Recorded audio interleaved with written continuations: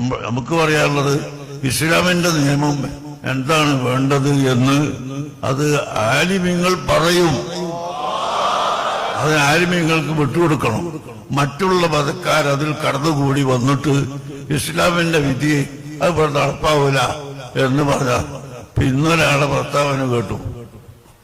അയാളുടെ പാർട്ടികൾ തന്നെ അയാൾ ജീവിക്കുന്ന ജില്ലയിൽ ഞാൻ പത്രമെടുത്ത് നോക്കി. ഏരിയ സെക്രട്ടറിമാരെ തെരഞ്ഞെടുത്തിരിക്കുന്നു 18 പേരെ. ഈ 18 പുരുഷന്മാരാ. ഒരൊറ്റ പെണ്ണിനെയും അവർക്ക് കിട്ടിയിട്ടില്ല. ഈ 18 പുരുഷന്മാരാണ്. എന്തേ അവിടെ പെണ്ണുങ്ങളെ പരിഗണിക്കാതിരുന്നത്? എന്താണ് അവിടെ ഒന്നും പെണ്ണുങ്ങളെ പരിഗണിക്കാത്തത്? ഞങ്ങൾ പറയുന്നതിനിങ്ങനെ കുതിര കയറാൻ വരണോ? ഞങ്ങളെ മതത്തിന്റെ വിധി ഞങ്ങൾ പറയുന്നത് മുസ്ലിമീങ്ങളോടാണ്.